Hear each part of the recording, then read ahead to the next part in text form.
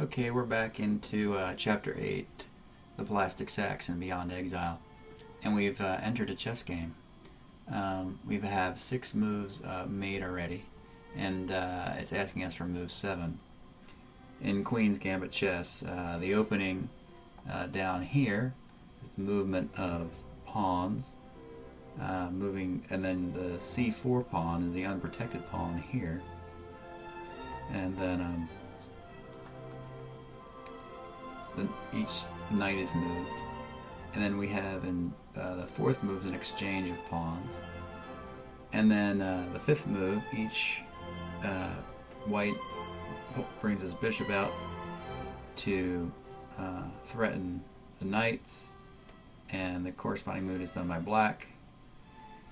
Here white moves a pawn to protect his queen's pawn. And with this move, black brings up his rook pawn to threaten my bishop.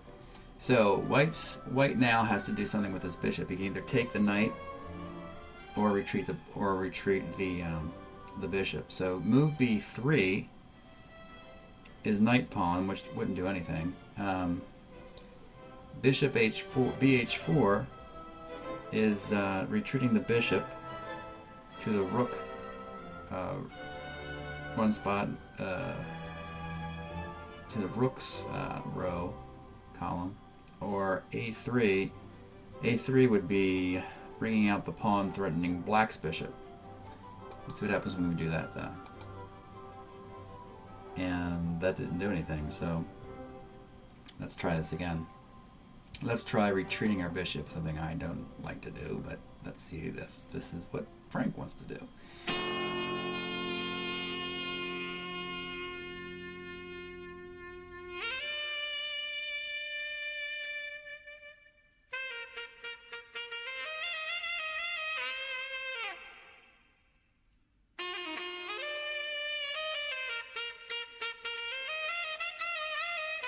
He's going to retreat his bishop. And it says your move is bishop h4. Okay, so we retreat the bishop back. And so now when we do that, that was the right move, because now we have, there's bishop h4 right there. So now we have 6 more moves. So after retreating the bishop, black c5 moves its pawn up. And then bishop d3, I pull my other bishop out. And then knight c6, pulls his other knight out. And then knight e2, which that could be the c3 knight. Let's see here, no, it's probably not. No, it's the castle. I got you. It's the king's knight there. And then here, black will take d4, which is he uses that pawn and takes the pawn in front of my bishop. And then I return favor with my pawn taking his, so I take back that square with the white pawn. And then he castles, then I castle. So I'm going to move that. Move the king and the rooks on the same side. And then he moves the bishop e6. Let's see here. He brings his bishop out. And bishop c2. I'm retreating my bishop 1 move. And his bishop goes e7. So he has his 2 bishops lined up there. That's pretty tough. So my move is 3 options. It's movement of a knight. The knight to b5, which is away from the action. That doesn't seem right. That's to the away from the. That's away from the castle and king. Or the knight to f4. We have protection. We'll have protection by a pawn. Or a knight to g3, which doesn't do much. No, we'll do the one. We'll do the knight to f4 here.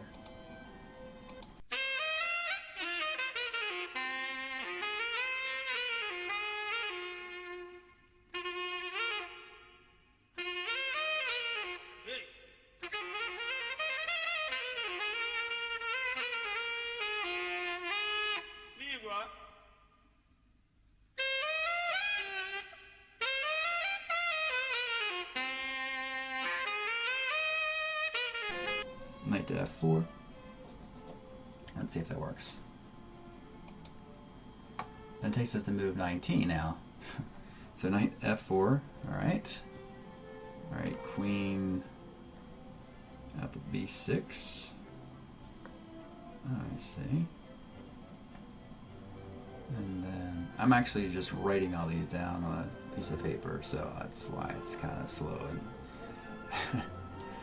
and just trying to figure this puzzle out. And then the bishop takes my bishop.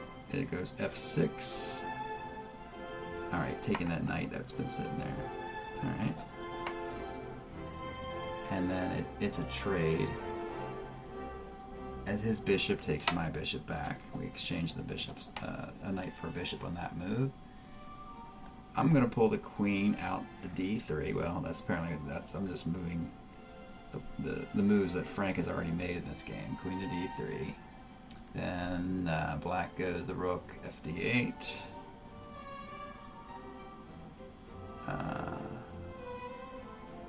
d8. All right. And then my rook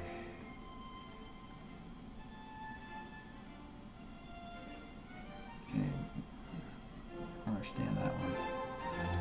Oops. The knight b4. b4. Oh, his knight b4 is sorry. Oh, I see. So his knight's going to take my bishop that was there. And my queen h7 is, oh, I see. The queen's going to then move, threatening the king, and the king moves to f8. King's going to move over one. And then move my pawn up, a3. And then his knight is going to take, his knight's going to move to c2. So I have three moves, queen to c2, or my knight to d5, or the other knight. I have two different knights that can take the pawn in d5. So I'm going to take the knight that started the queen's knight, which would be this one. So I'm going to take the middle move and take the queen's knight over. And when I do that, your move is in the queen's knight to d5, okay? And see what the next move is.